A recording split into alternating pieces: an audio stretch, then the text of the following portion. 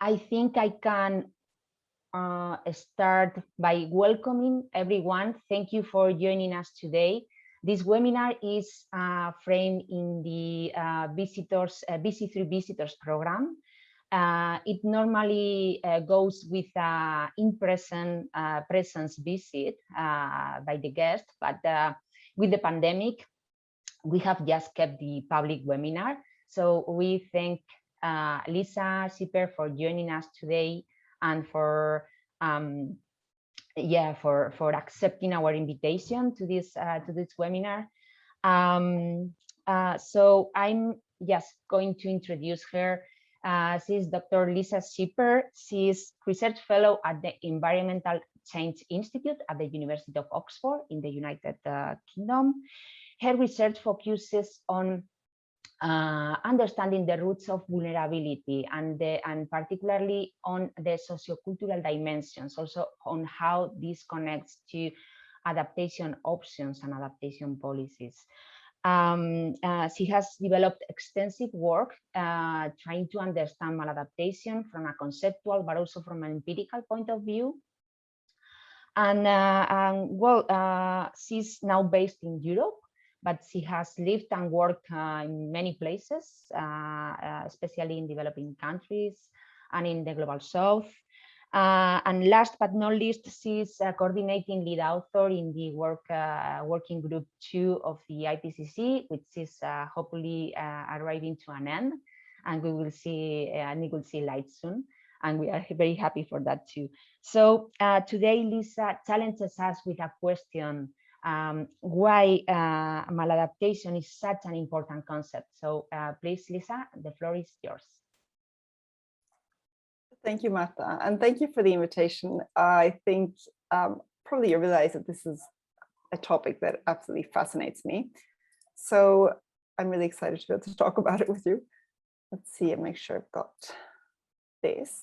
Okay, so I hope you should be able to see my presentation mode.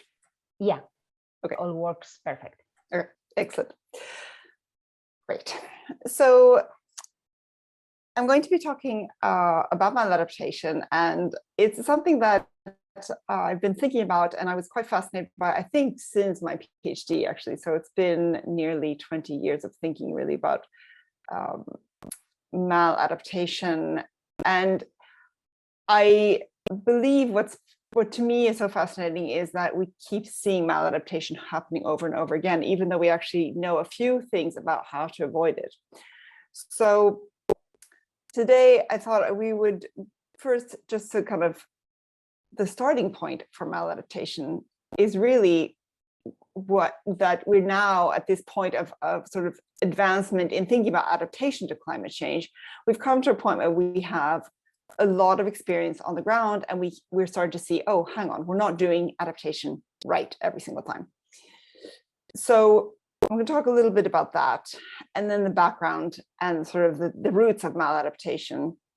And then, of course, talk about a number of examples of maladaptation and try to unpack how we can actually know maladaptation better. And this is where I'm hoping that we can also have a discussion.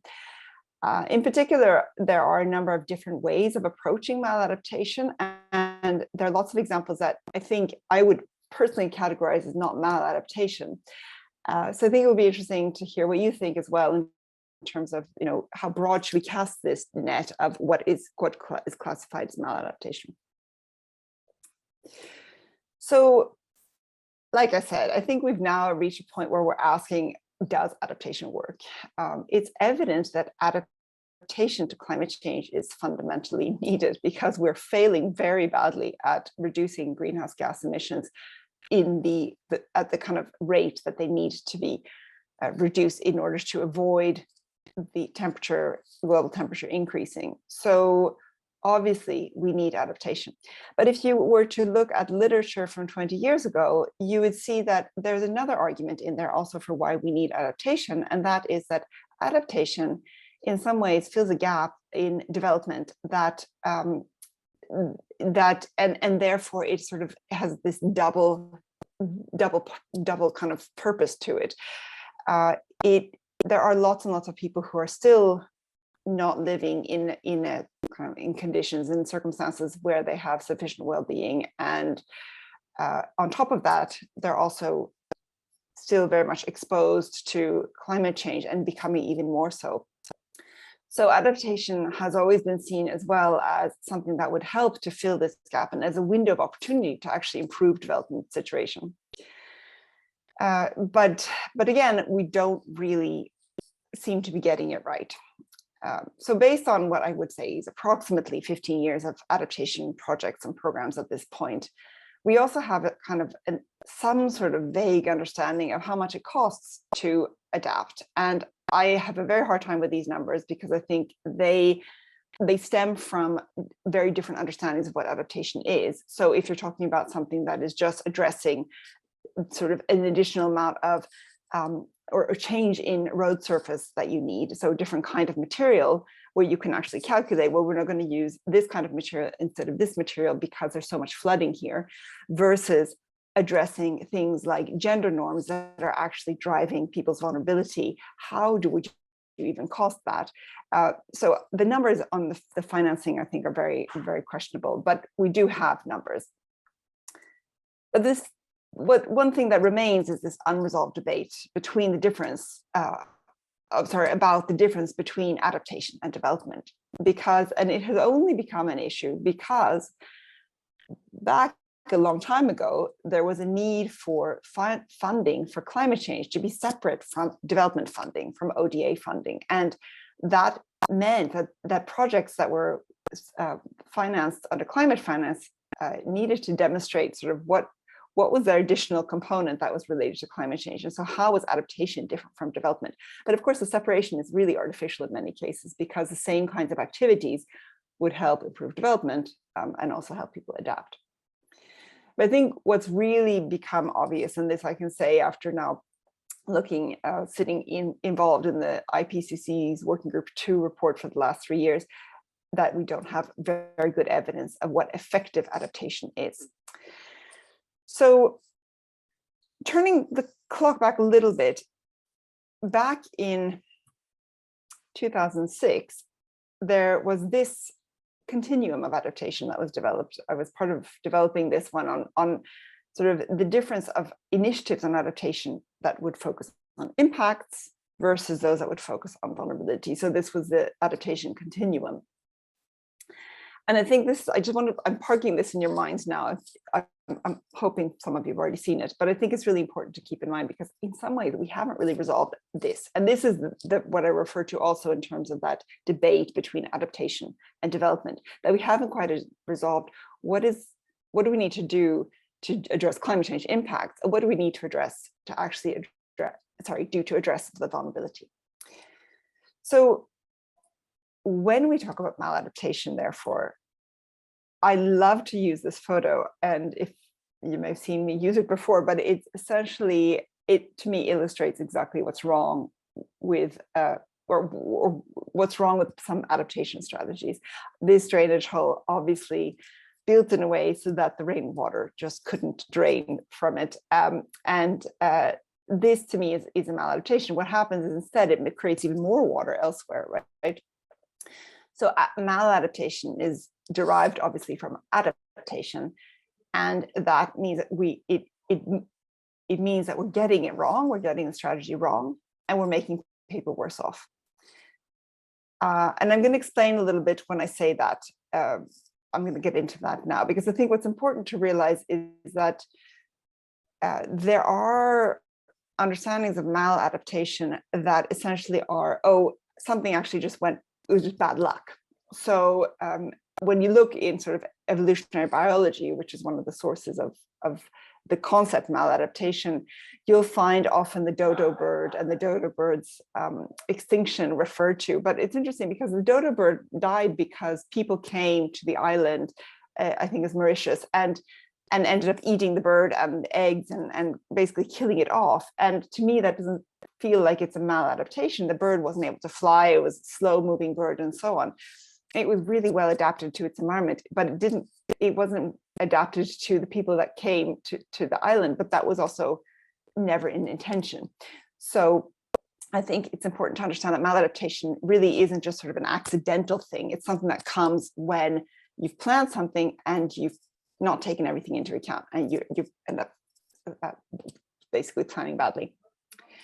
So if you look back, actually, it's quite interesting. In the third assessment report of the IPCC, so in the Working Group 2 glossary, this is from 2001, it's 20 years old now, there was actually quite a good definition of maladaptation. And there it was called defined as any changes in natural or human systems that inadvertently increase vulnerability to climatic stimuli. An adaptation that does not succeed in reducing vulnerability, but increases it instead. So that to me is a really good definition. And for some reason, we have multiple other definitions since then. But what I wanted to point out is that there are a lot of different concepts, and they matter because we have sort of an idea of a kind of spectrum of different types of responses, and some of them are just not acceptable. So for the paper that was in One Earth that I wrote on maladaptation, I developed this based on Chandi Singh's, she had come up with something like this, so I just sort of advanced it a little bit, but basically it points to adapting, to coping, no response, to maladapting as kind of the 4 types of responses that we might have. And in the case of adapting, we're basically hoping that, you know, an adaptation strategy can actually start out as a coping strategy. So a coping strategy is usually understood as something that's a bit more kind of with a shorter term focus, or something that's really immediate and kind of a life or death situation. So it can start out as this sort of short term, but then it could incrementally build resilience so that it eventually leads to positive adaptation. Or an adaptation strategy can go through incremental stages of effectiveness and then succeed based on learning. So we figure out, oh, we're doing something wrong, but here we can improve it. And you can also have coping strategies with very short-term implications that can be applied several times without actually allowing people to adapt fully, but also without making them necessarily more vulnerable. And then, of course, in the case of no response, probably eventually with climate change, you will not responding will be equivalent to responding badly, and that leads to increase in vulnerability. And then, of course, the maladaptive strategy. So they could come from either the coping or adapting, or they could also be the no response strategies. So as I mentioned, this word actually comes from evolutionary biology, but I'm not sure if there are any evolutionary biologists here, but it would be great to have this clarified. My understanding is that this concept has actually been labeled as kind of flawed in evolutionary biology, because the way I've understood it is that you essentially, one trait that is maladaptive, that can maladapt, could be compensated by other traits that can adapt better. So actually, there seems to be that it's not very well applied in that context. But the notion has also been used from authors in hazard and disaster studies, such as Mickey Glantz, who they spoke of maladaptation in the 1970s and the 1980s. And then in the 1990s, Barry Smith and others contributed, who I would consider adaptation scholars, contributed also to thinking about maladaptation. And more recently, there was in the mid-2000s, there was a part of the climate change research program in Australia. There was a program on maladaptation. So Saffron O'Neill and John Barnett wrote an important paper on maladaptation. And since then, other authors have written some really important papers. So Philippe Antouilly and colleagues, and also other things that have built on that. And so it's sort of, we're ramping up a little bit. The work on maladaptation is kind of picking up. But it's clear that it's really trendy right now. And it seems coming up over and over. And I'm always surprised to hear how many people mention maladaptation. But as I said, it's clear that because there's more empirical evidence of adaptation, because there's so many more projects, and we have now a bit of time where we see sort of the impacts of these projects over time, we are understanding that maladaptation can take place. But I also think that there's a push because of the global goal on adaptation that's set out in the Paris Agreement to actually measure adaptation. And therefore there's pressure to identify successful adaptation. So that's kind of the other side of it. What is a successful adaptation? If we can characterize maladaptation. So it's necessary to understand how do we avoid maladaptation if we're going to achieve and say what a successful adaptation is. So in general, there's essentially kind of three categories of definitions that are out there. And the first one I would say is this notion of rebounding vulnerability. And that is essentially that vulnerability. So when you implement a project and an adaptation project, and then what happens is actually it eventually makes people more vulnerable. And I'm going to talk about a lot of different examples, but it makes people even more vulnerable. So the people who were sort of the beneficiaries or the targets or the ones who initiated the project, the adaptation strategy, actually become more vulnerable as a result of the project. So one example could be a strategy that encourages farmers to sell their land and become employed in another industry that is equally sensitive to climate change, but gives a wage. And in the short term, it offers more job security. But it could be maladaptive because it leaves the farmers no option to return to farming when the other industry is affected and jobs are cut. So that's a kind of one way you could see rebounding vulnerability. Then there's also the idea of shifting or redistributing vulnerability. And this one for me, I find a little bit on the borderline in terms of how it can be classified as maladaptation. But this is essentially when others become more vulnerable. So the example that I tend to use over and over again is when people upstream develop irrigation to address water insecurity that comes from climate change and take more water out of the river, for example, because this leaves less water available for the people downstream. You can also talk about this if you have greenhouse gas, so mitigation projects, so reducing projects that are supposed to reduce greenhouse gas emissions. So there's an example from Cambodia where decisions about how to do a mitigation project actually ended up making people more vulnerable because it was a forestry project and it was implemented to secure carbon credits. But the approach included basically replacing diverse natural forests with acacia plantations and preventing local residents from using the forest in traditional ways. So that essentially made people insecure how to secure their livelihoods. And then there's the idea of creating negative externalities. And this is where new problems, which are not necessarily linked with increasing vulnerability to climate change, arise. And I think this is increasingly, I'm seeing maladaptation popping up in this case. I think you can understand that the notion of externalities is very similar in some ways to maladaptation, but I find the idea is very difficult to avoid completely externalities.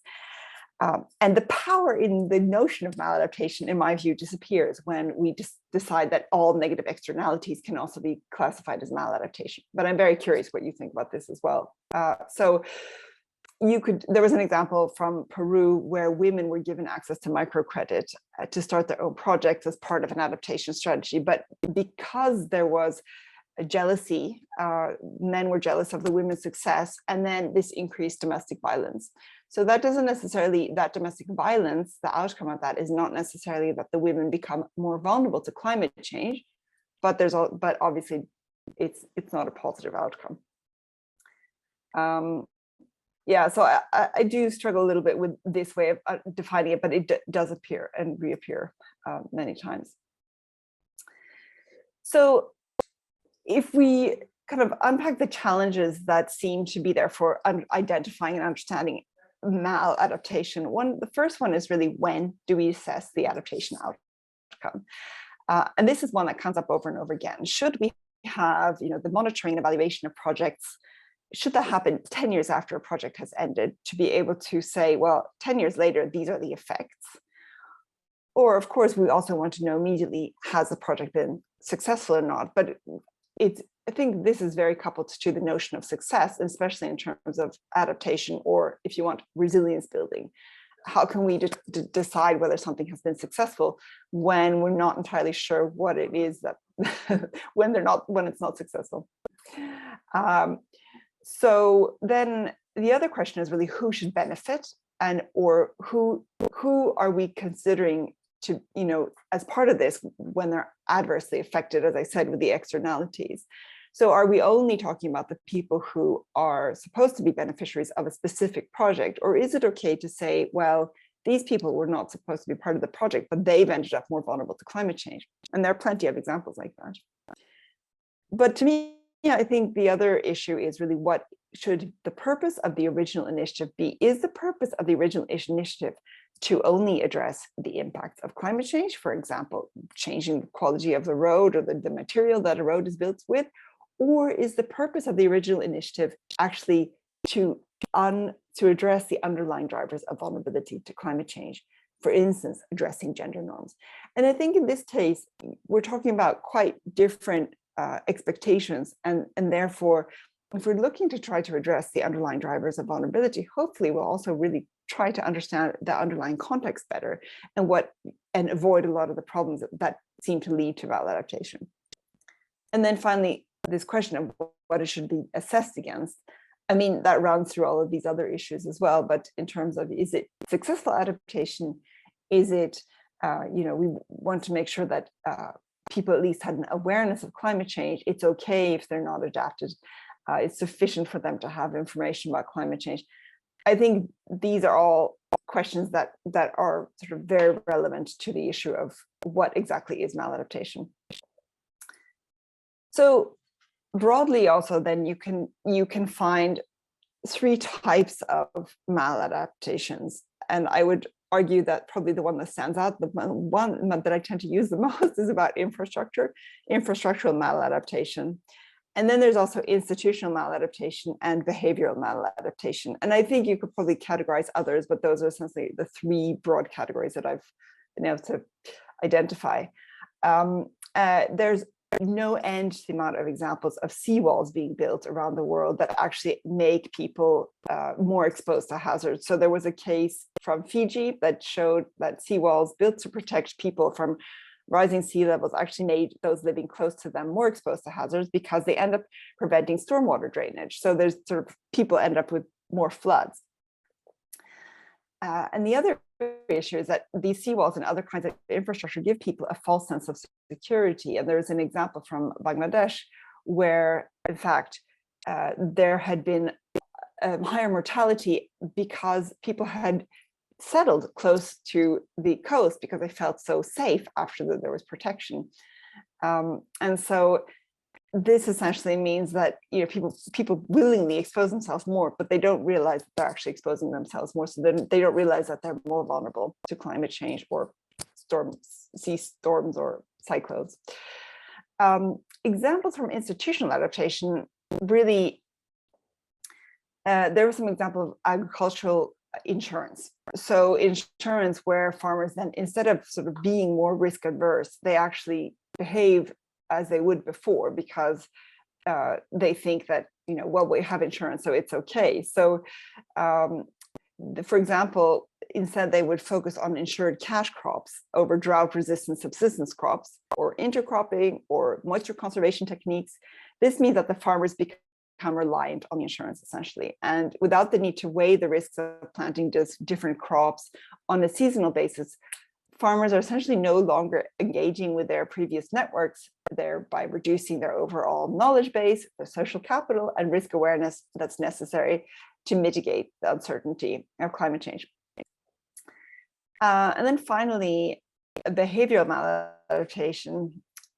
So a study in northern Ghana looked at how farming communities were responding to climate change and shows that farmers were temporarily migrating away from rural areas in search of employment because they're failing at sort of their cropping and there was lack of rainfall. But this strategy, because it diversifies incomes, so that's a good thing, and reduces pressure on food reserves, it ends up creating labor shortages in the rural areas when actually farming conditions are good.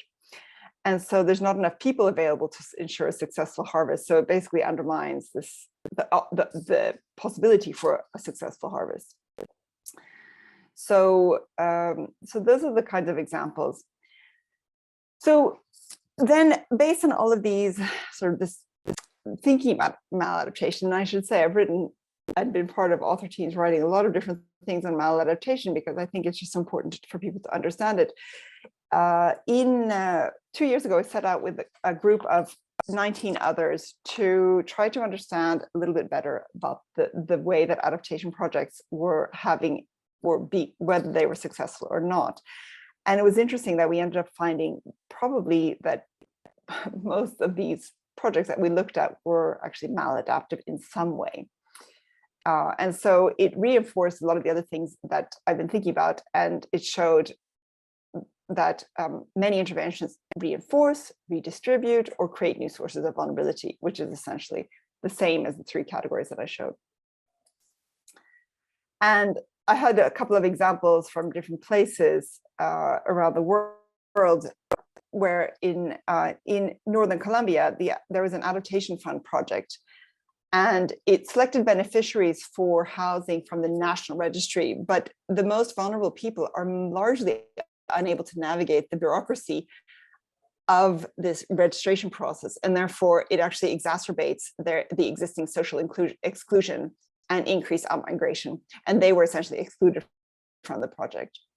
And there was a very similar example in Sao Tome and Principe, where adaptation interventions were only offered to those who had land, ignoring the landless. And we know that people who are landless are the poorest, and therefore often the most vulnerable to climate change. So the inability to participate in the intervention makes them even worse off.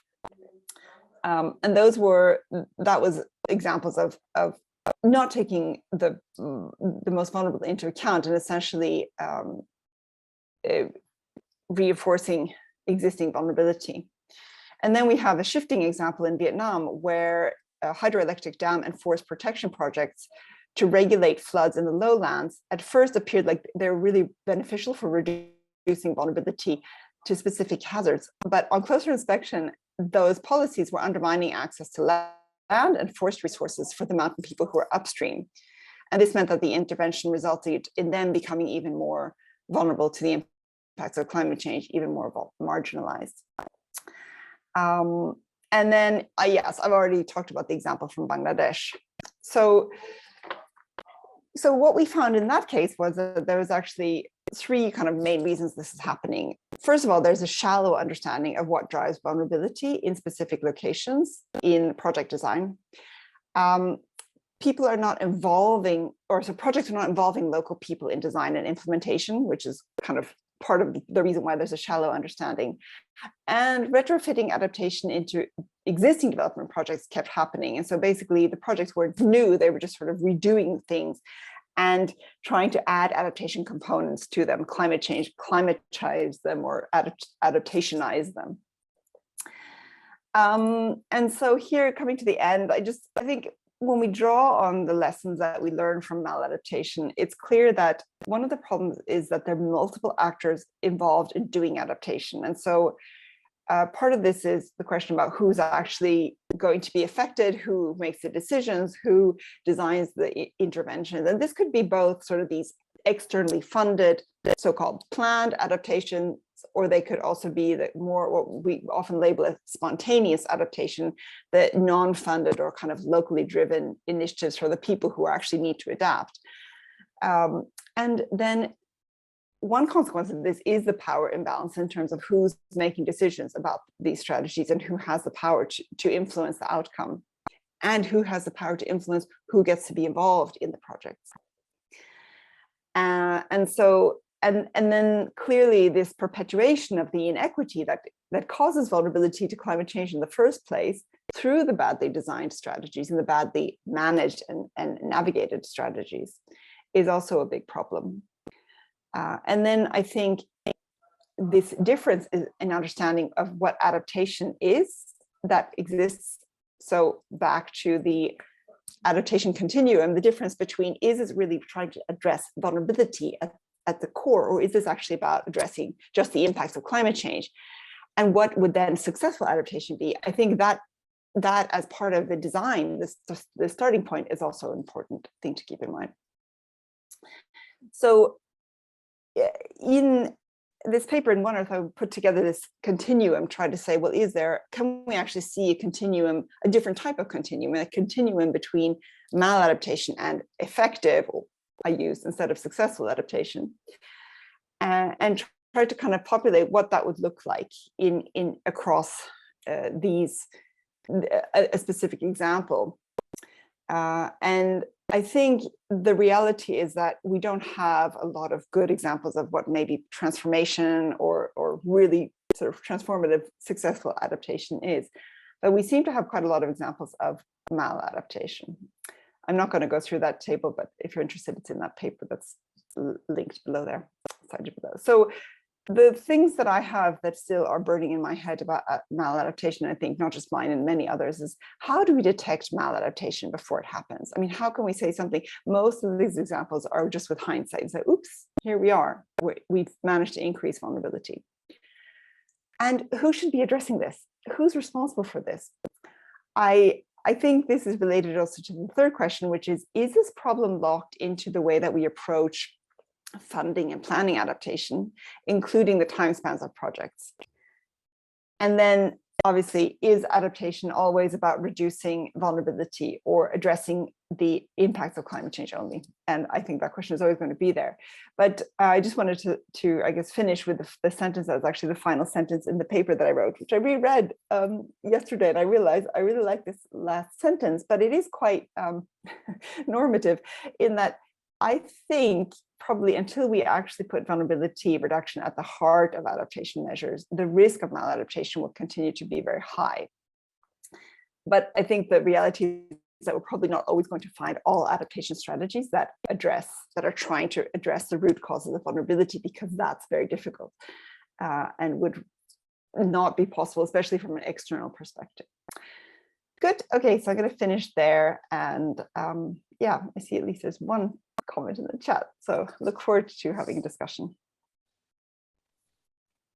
Thank you. Thank you very much, Lisa. It was very inspiring and very instructive, also informative. I have lots of questions, and I see that there are also questions in the chat.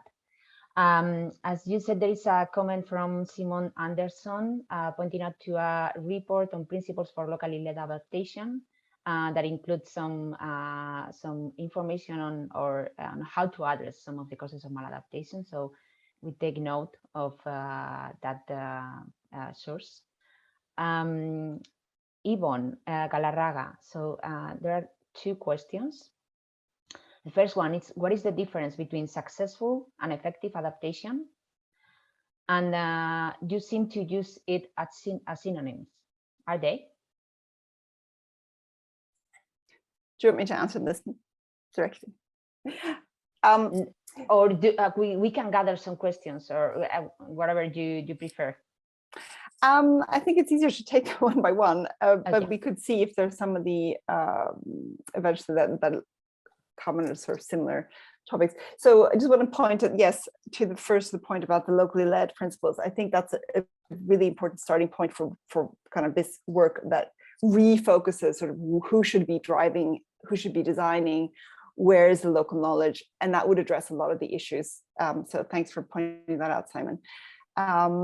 In terms of the difference between successful and effective, I use them as synonyms now, but I do think there's a difference because I think the concept of successful adaptation, which seems to be the one that most people are a little bit obsessed with, is a bit flawed in the sense that, you know, at what point we could say something is successful after 2 years, but then afterwards, can we still say that? I think it's probably more useful to think about something as being effective that actually works, because successful to me suggests that we have a set of kind of goals that we're trying to achieve, and we've succeeded, tick, tick, tick, we can get, you know, okay, we did that.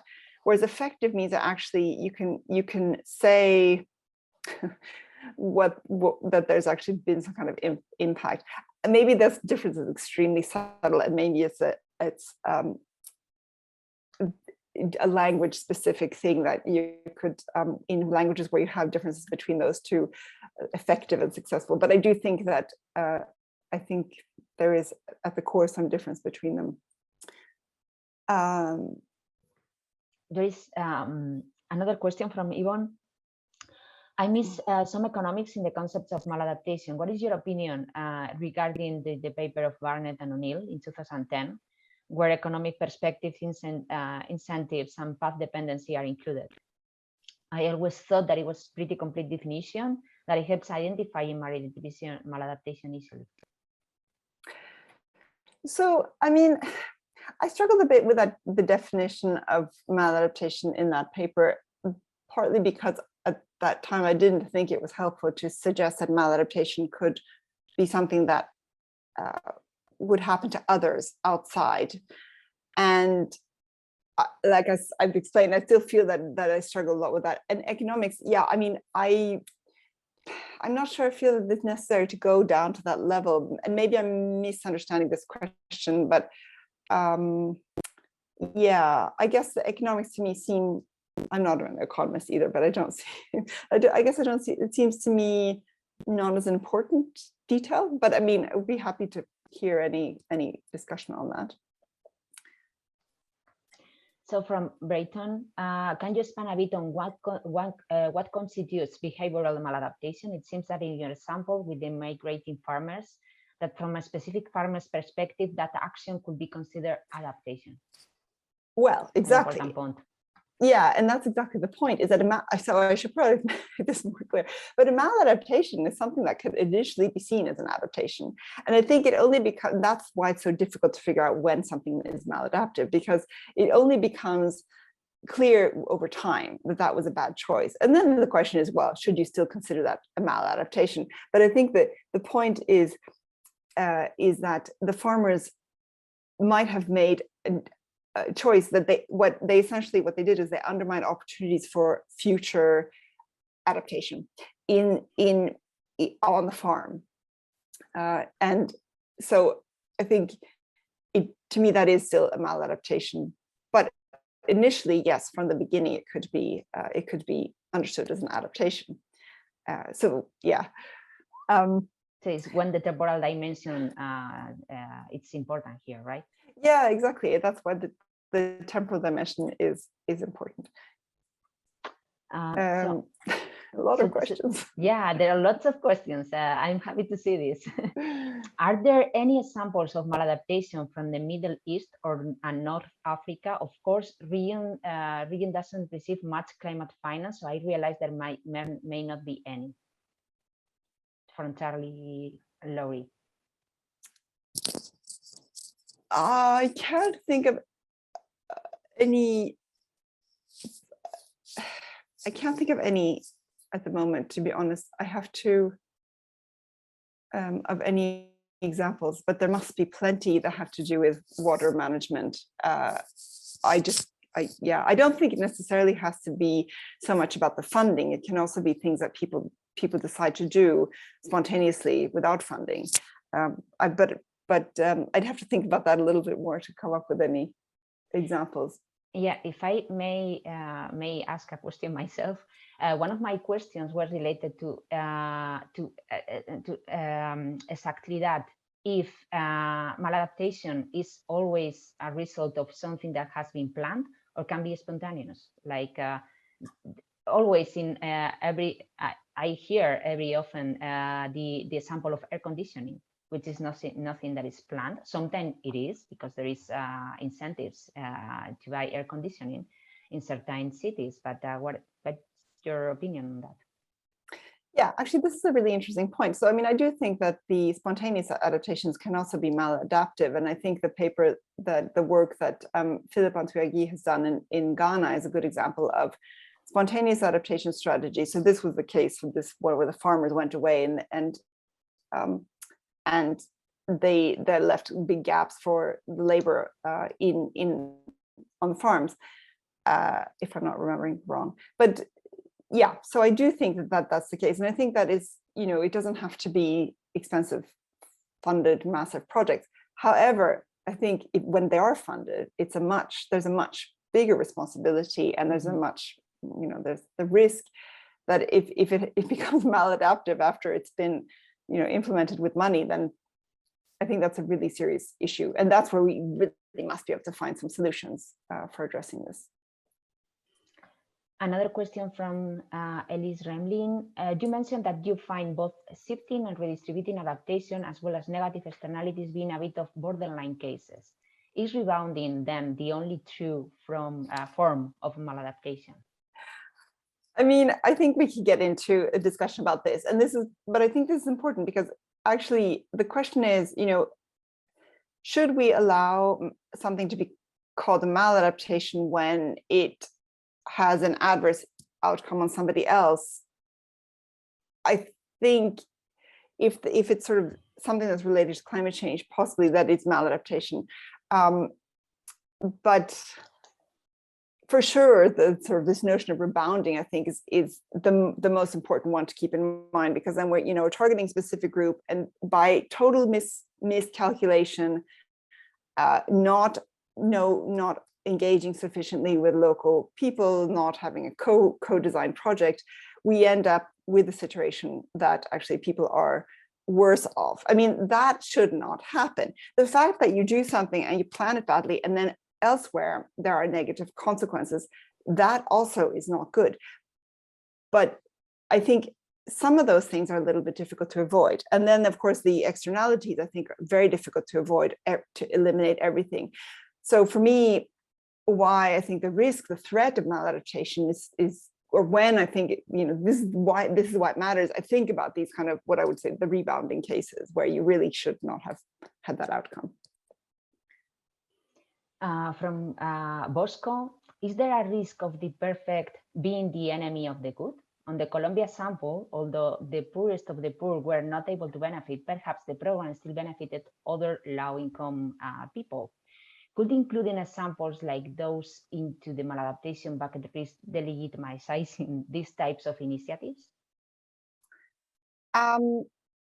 Yeah, I mean, I understand this concern. I think the example probably wasn't necessarily described as a maladaptation. The example was really described as a case where people were marginalized by the initiative, and we consider that to be part of sort of maladaptation, because this process of marginalization could potentially make them more vulnerable to climate change in the future.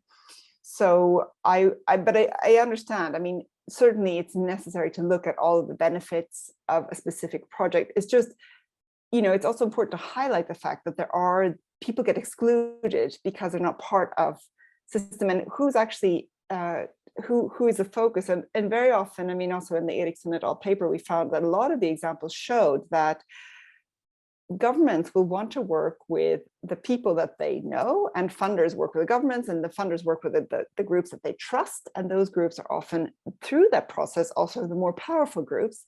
And so those who are already marginalized become more marginalized because they don't actually get to participate in a lot of these projects.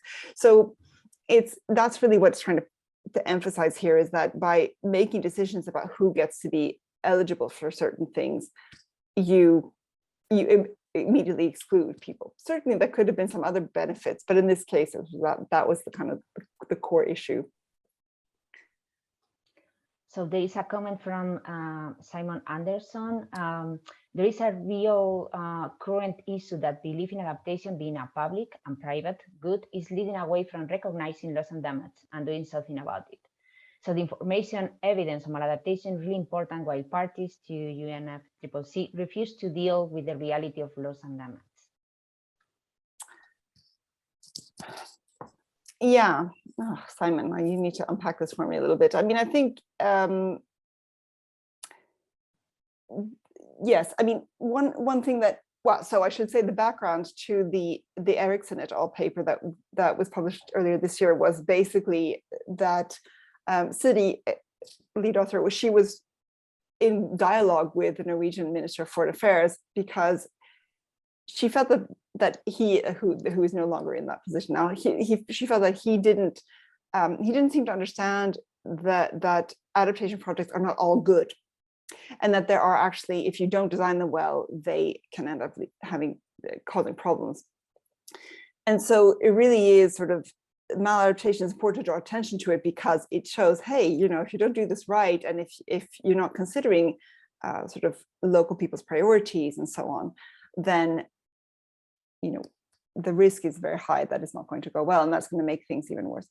So in terms of loss and damage, I'm not going to comment on that because it's going to get into a lot of things, and maybe Simon can speak to this point later. But yeah, I think, yeah. Well, like let's go to the next question. I just want to remind participants that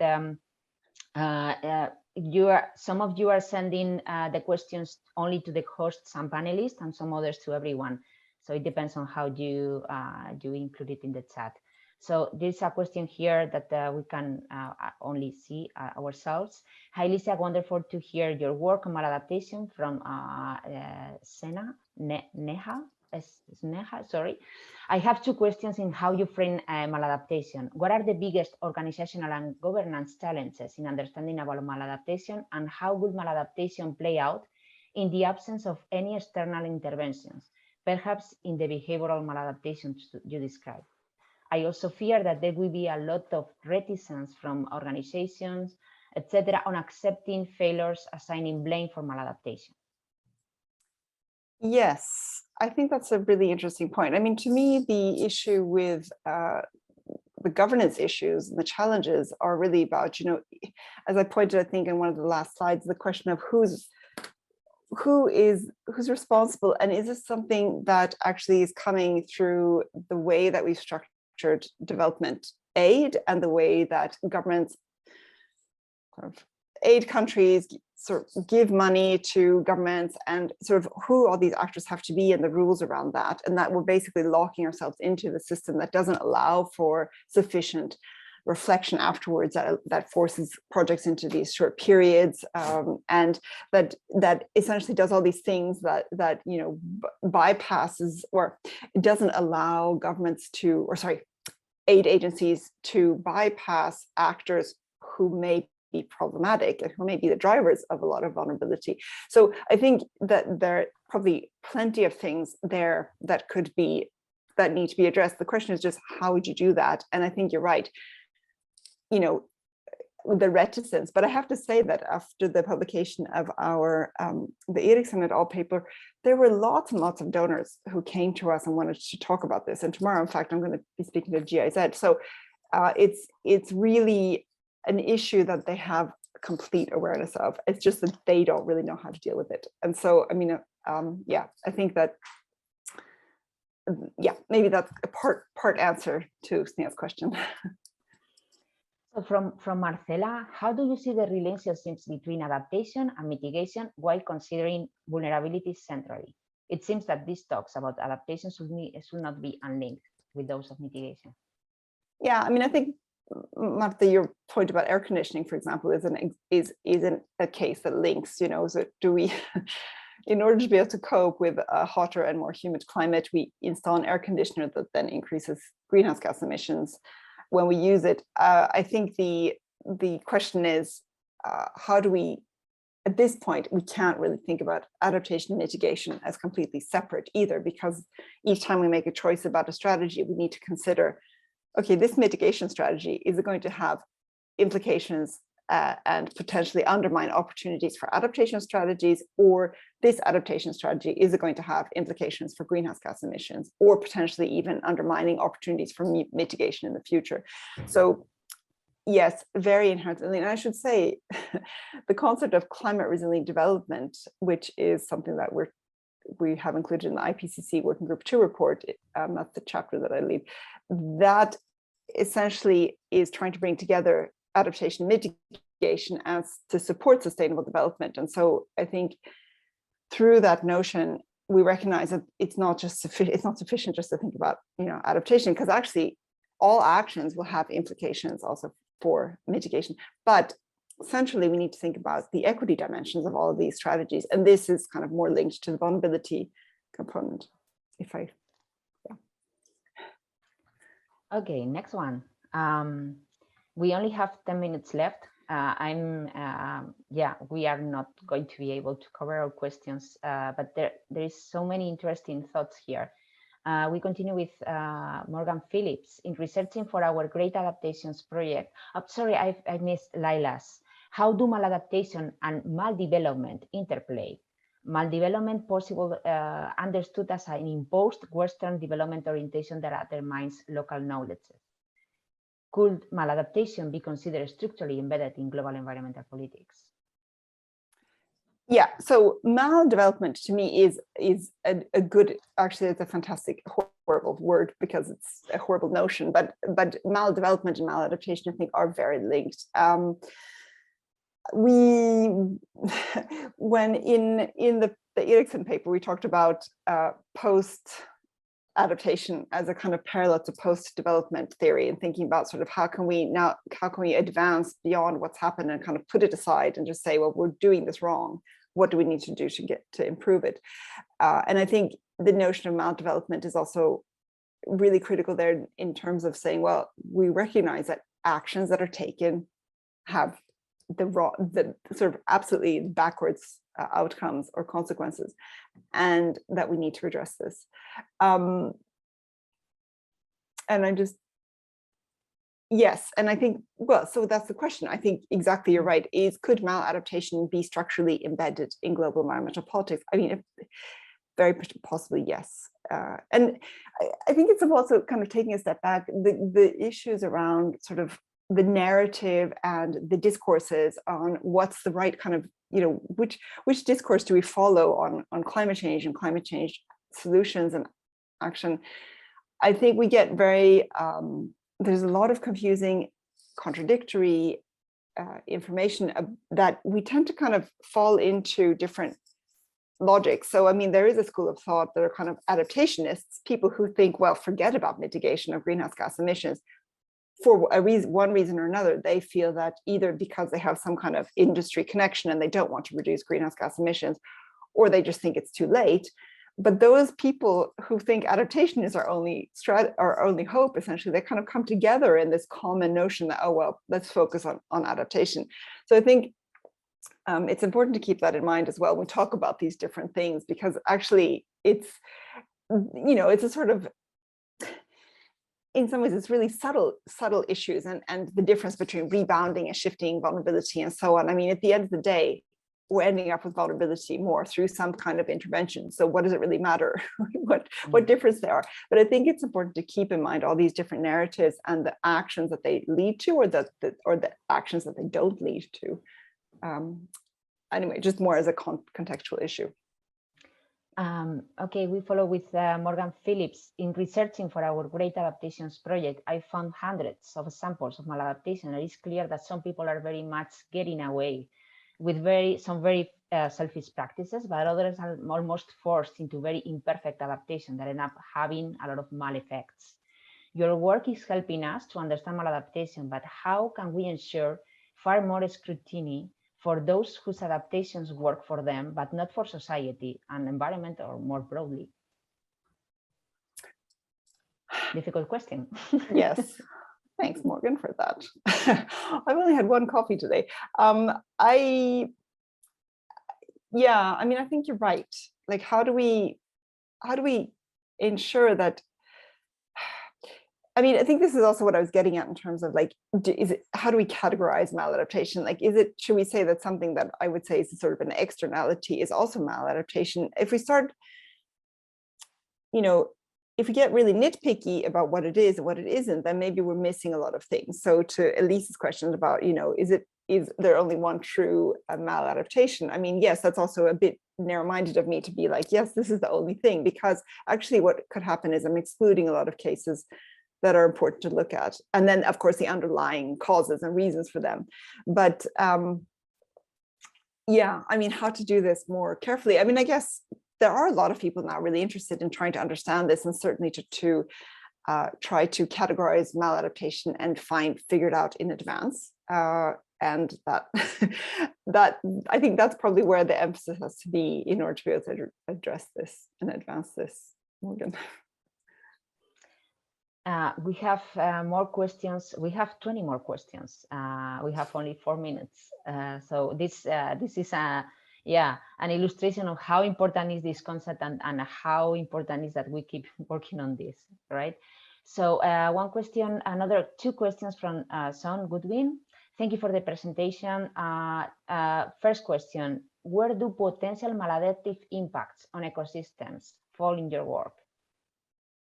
For example, ecosystem-based adaptation, does this come under infrastructure or it's discussed somewhere else? How do you see this? I mean, I think it depends what it is I mean, yeah, I suppose it might have sounded like all the examples were of human vulnerability or human adaptation, but actually I think especially the link between ecosystem-based adaptation and human vulnerability and human adaptation is probably really important to keep in mind here, because you could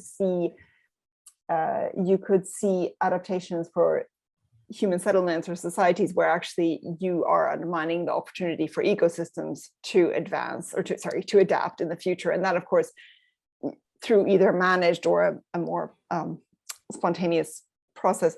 So I think, yeah, I mean, I guess also similarly, infrastructure could you know, if we focus on infrastructure development, irrigation or roads or something, and that could of course prevent ecosystems from adapting properly for various reasons. But in terms of maladaptation for ecosystems, I guess similarly, these kinds of examples of, well, maybe attempts at ecosystem-based adaptation where you end up accidentally eliminating certain species that you were trying to save. I mean, I don't know much about this, but I'm assuming that there will be these kinds of examples as well. The question is just, I'm assuming that would be over a longer period, but maybe I'm wrong about that. So I'd love to hear more about that, because it's just not, it isn't my area, but I know that there are important linkages, of course.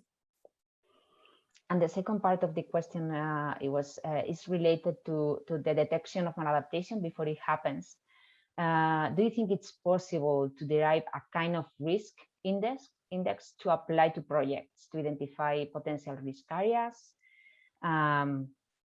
He refers to my work on credibility, effectiveness assessment, for example, in policy research. Yeah, Do you think that this is useful? So that's the question. I mean, I think this is the kind of thing that we probably would need, and in some ways that the continuum that I showed of adaptation to maladaptation, I guess, is in some ways a start to trying to say, well, you know, this is the kind of example, here's the adaptation strategy, here are the kinds of risks that we might find associated with it. But I think that, you know, if you do proper project planning, these are the kinds of things that you should be looking at anyway. And maybe what needs to happen is that all of these these kind of environmental and social screenings that are done at the project development level actually need to have much more thinking about the risk, these extra kind of the extra things that could come in that may not be just kind of the traditional things that are more around maladaptation. And maybe that's something that one could work with development agencies to further. Yeah, I'm afraid we are not able to cover more questions. Just for the information of everyone, there are lots of questions here, super interesting. Just to finalize, Lisa, what do you think? Do you think maladaptation could be part of our learning process towards better adaptation in the end? Absolutely, I think it has to be. It's interesting, when I remember I was part of this project or paper that was looking at adaptation and disaster risk reduction linkages ages ago. And it was the comments that I got back from a lot of development agencies on this who were part of this initiative was that, you know, don't talk about vulnerability, talk about capacity. You know, we need to focus on the good things. But actually, the reality is that if we don't understand what's causing the problem in the first place, and I'm not talking about climate change, of course, I'm talking about the sort of what is causing people to be affected by climate change, the vulnerability, then we won't be able to address fully and help people adapt. But I think this is also comes back to me because I see this very much as adaptation development as being very, very interlinked. And so if we want adaptation to be this window of opportunity rethink development, as John Susan and Ian Burton wrote in 2001, then, or 2002, then, if we want that to be the case, then we really need to think very deeply about what are the things that we can address that need to be addressed, and not just for climate change, but also for other things to make sure that vulnerability to climate change is reduced as much as possible. So thank you very much, Lisa, for accepting our invitation to be today with us, and for preparing this great presentation. Thank you to everyone, to all participants. I'm sorry that we could not cover all these questions, really like insightful thoughts and questions. Yes, you are welcome to our next webinar that we will announce in due course. Thank you very much, everyone.